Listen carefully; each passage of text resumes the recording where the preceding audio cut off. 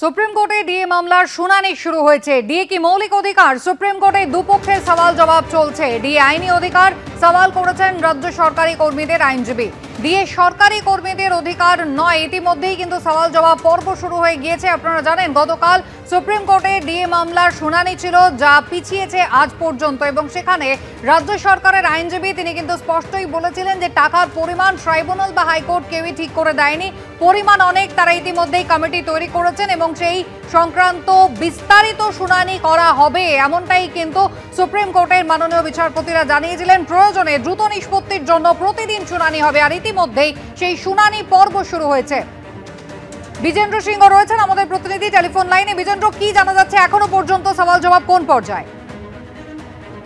দেখো, এখন শুনানি স্টার্ট হয়েছে, কিন্তু যখন শুনানি স্টার্ট হলো প্রথমেই সুপ্রিম কোর্ট একটা ক্লিয়ার করতে চাইলো কি ডিএ দেওয়াটা ফান্ডামেন্টাল রাইট কি না। কেন কলকাতা হাইকোর্ট যখন অর্ডার দিয়েছিল তারা অবজার্ভ করেছিল কি ডিএ ফান্ডামেন্টাল রাইট হতে পারে, এরকম একটা ইঙ্গিত তারা দিয়েছিলেন তাদের অর্ডারের মধ্যে। কিন্তু আজকে সুপ্রিম কোর্ট বলে কি তারা কোনো জায়গায় এরকম মেটেরিয়াল পাচ্ছেন না কি ডিএ তাকে ফান্ডামেন্টাল রাইট বলা যেতে পারে। তখন আমরা দেখলাম যারা কর্মচারীদের আইনজীবী ছিলেন, তার মধ্যে বিকাশ ভট্টাচার্য ছিলেন এবং বাকি আইনজীবীরা, তারাও বলেন কি এটা শুধু পাসিং রেফারেন্স হিসাবে কলকাতা হাইকোর্ট বলেছিল, তারাও এটাকে এনফোর্স করছেন না। তারা বলছেন তাদের লিগাল রাইট এটা এবং তাদের এনফোর্সেবল রাইট ডিএ দেওয়া, সেটাকেই তারা চাইছেন, যেটা কলকাতা হাইকোর্ট তাদের পক্ষে রায় দিয়েছে, এবং সেক্ষেত্রে তারাও প্রেস করছেন না কি ডিএ তাদের ফান্ডামেন্টাল রাইট, তবে তাদের একটা লিগাল রাইট, সেই হিসাবে সুপ্রিম কোর্টের কাছে তারা এসছেন। সেকেন্ড কোশ্চেন ছিল যেটা গতকাল অবজার্ভ করেছেন সুপ্রিম কোর্ট কি যেহেতু একটা প্যান ইন্ডিয়ায় রেমিফিকেশন রয়েছে, তারা দীর্ঘ শুনানি করবেন। সেক্ষেত্রে কর্মচারীদের আইনজীবী বলেন কি এটা প্যান ইন্ডিয়ার নিয়ম নেই, কেন কি দেশ জুড়ে বিভিন্ন রাজ্যগুলো রয়েছে যারা সেন্ট্রাল পে কমিশনের রেটেই স্টেটের কর্মচারীদেরকে দিয়ে দিচ্ছেন, সেক্ষেত্রে পশ্চিমবঙ্গের ক্ষেত্রে এটা দেওয়া হচ্ছে না, তাই এটাকে প্যান ইন্ডিয়া না দেখে পশ্চিমবঙ্গের ক্ষেত্রে এটাকে সুপ্রিম কোর্ট হিয়ারিং করুন।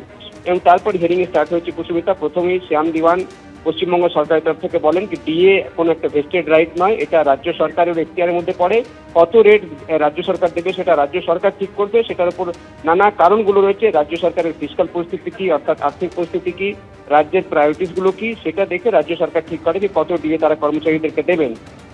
রাজ্য সরকারের কর্মচারীরা এটা বলতে পারেন না কি সেন্ট্রাল যে রেটে দিচ্ছে সেই রেটে তাদেরকে দেওয়া হবে, সেটা তারা বাধ্য করতে পারেন না। এটাও আজকে রাজ্যের তরফ থেকে বলা হয়, কেন কি স্টেট গভর্নমেন্টের এরকম কোনো আইন নেই যেখানে বলা হয়েছে কি কেন্দ্রীয় হারেই দিয়ে রাজ্য সরকারের কর্মচারীদেরকে দিতে হবে। তবে কম্প্যাশনেট গ্রাউন্ডে রাজ্য সরকার বিভিন্ন সময়ে এটা দেয় মূল্যবৃদ্ধিকে মাথায় রেখে, এবং সেটাই রাজ্য সরকারের কর্মচারীদেরকে মেনে নেওয়া উচিত। এটাও আমরা দেখলাম কপিল সিব্বল কিছুক্ষণ আগে অ্যাপিয়ার করলেন রাজ্যের হয়ে, তিনি বললেন যে ডিএ প্রত্যেক রাজ্যে আলাদা আলাদা রয়েছে, 13টি রাজ্য এরকম রয়েছে যারা কেন্দ্রীয় সরকার যে হায়ার রেট দেয় সেটাকে মানে না, তারা নিজের মেথোডোলজি হিসাবেই ঠিক করে কত ডিএ তারা দেবেন, এবং সেক্ষেত্রে পশ্চিমবঙ্গেও তাদের নিয়ম অনুযায়ী ডিএ রাজ্য সরকারের কর্মচারীদেরকে দিচ্ছে। কিছু অল্প সময়ের জন্য এখন বিরতি হচ্ছে কুসুমিতা, হিয়ারিং আবার স্টার্ট হবে যেখানে রাজ্য সরকারের বক্তব্য আবার ফার্দার রাজ্যের তরফ থেকে বলা হবে কি কেন তারা সেন্ট্রালের হারে ডিএ দিতে চাইছেন না রাজ্য সরকারের কর্মচারীদের। একেবারে বিজেন্দ্র, তুমি আমাদের সঙ্গে থাকো। গতকালই আমরা দেখেছি যে সর্বোচ্চ আদালতে মাননীয় বিচারপতিরা তারা কিন্তু স্পষ্ট জানিয়েছিলেন যে ডিএ মামলার দ্রুত নিষ্পত্তি প্রয়োজন এবং গোটা ভারতে এর একটা প্রভাব রয়েছে, সেই কারণে প্রতিদিন শুনানি করা হবে। আর আজ যখন শুনানি শুরু হচ্ছে তখন শুরুতেই কিন্তু ডিএ কি মৌলিক অধিকার, এই প্রশ্নই কিন্তু সামনে এসেছে। সুপ্রিম কোর্টে সওয়াল জবাব দুপক্ষের মধ্যে শুরু হয়েছে, যেখানে রাজ্য সরকারি কর্মীদের আইনজীবী বলছেন ডিএ আইনি অধিকার, ডিএ সরকারি কর্মীদের অধিকার নয়, এমনটাই সওয়াল করছেন রাজ্যের আইনজীবী। রাজ্যের আর্থিক অবস্থার ওপরে ডিএ নির্ভরশীল, এমনটা রাজ্যের আইনজীবীর বক্তব্য। বিজেন্দ্র সিংহ রয়েছেন আমাদের সঙ্গে। বিজেন্দ্র, রাজ্যের ইতিমধ্যেই আমরা জানি কলকাতা হাইকোর্ট কিন্তু স্পষ্টই জানিয়েছিল যে ডিএ কিন্তু সরকারের দয়ার দান নয়, রাজ্য সরকারি কর্মচারীদের তাদের হকের পাওনা। এবং তারপরে আজকে যখন সর্বোচ্চ আদালতে মামলা চলছে, শুনানি হচ্ছে, সওয়াল জবাব হচ্ছে, তখন রাজ্য সরকারের আইনজীবী কি বলছেন যে পুরোটাই রাজ্য সরকারের আর্থিক পরিস্থিতির ওপরে নির্ভর করবে এই ডিএ দেওয়া? হ্যাঁ কুসুমিতা, বারবারই এই পয়েন্টটাকে প্রেস করা হচ্ছে রাজ্য সরকারের আইনজীবীদের তরফ থেকে। ডিএ যেভাবে দাবি করা হচ্ছে, একদিকে ফান্ডামেন্টাল রাইট বলা হয়েছিল, সেটা তো শুনানি প্রথমেই ঠিক হয়ে গেল কি তারাও প্রেস করছেন না এটা ফান্ডামেন্টাল রাইট নয়, তবে তাদের এটা লিগাল এনফোর্সেবল রাইট যেটা রাজ্য সরকারের কর্মচারীদের রয়েছে সেটাকে তারা প্রেস করছেন। কিন্তু শ্যাম দিওয়ান এবং কপিল সিব্বলরা যখন আপত্তি করলেন, প্রাথমিক যে তাদের আর্গুমেন্টসগুলো রয়েছে সেখানে বারবারই তারা বলছেন যে রাজ্য সরকারের ডিসক্রিপশন রয়েছে, রাজ্য সরকার কত রেটে দিয়ে দেবে সেটা রাজ্য সরকার ঠিক করবে। রাজ্য সরকারকে বাধ্য করা যেতে পারে না কোনো একটা নিয়ম দেখিয়ে কি কেন্দ্রীয় সরকারের হারে দেওয়া হোক বা তার থেকে বেশি দেওয়া হোক বা একটা ফিক্সড রেটে দিয়ে দেওয়া হোক, সেটা বাধ্য করা যেতে পারে না। একটা কম্প্যাশনেট গ্রাউন্ডে রাজ্য সরকার মূল্যবৃদ্ধিকে মাথায় রেখে সেই দিয়ে দেয় এবং সেটা রাজ্য সরকারের কর্মচারীদেরকে অ্যাকসেপ্ট করা উচিত। এবং তারা এটাও বলছেন যে এরম নাকি রাজ্য সরকার দিয়ে দিচ্ছে না, দিয়ে দিচ্ছে, কিন্তু তারা একটা স্পেসিফিক রেট চাইছেন।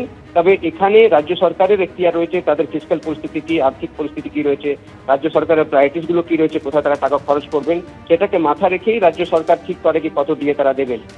কপিল সিবাল একটা উদাহরণ দেন যে 13টি রাজ্য রয়েছে যারা সেন্ট্রাল গভর্নমেন্টের রেট মানে না, তারা নিজের মেথোডোলজি রয়েছে, নিজের একটা নিয়ম রয়েছে, সেই অনুযায়ী তারা ডিএ ঠিক করে।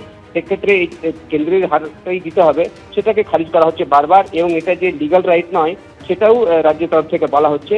কিছুক্ষণের জন্য এখন ব্রেক হয়েছে কুসুমিতা, আবার হিয়ারিং স্টার্ট হবে, যেখানে রাজ্য সরকারের মনে করা হচ্ছে রাজ্য সরকারের বক্তব্য অন্তত আজকে কমপ্লিট হয়ে যাবে। এরপরে দেখতে হবে কি কর্মচারীদের বক্তব্যের মধ্যে তারা কখন আজকেই বলার সুযোগ পাচ্ছেন নাকি অন্যদিন তাদেরকে শুনবে কোর্ট। কেন কি ডিটেইলে শোনা হবে, গতকালই কোর্ট বলে দিয়েছিল এখন ফাইনাল হিয়ারিং করছেন।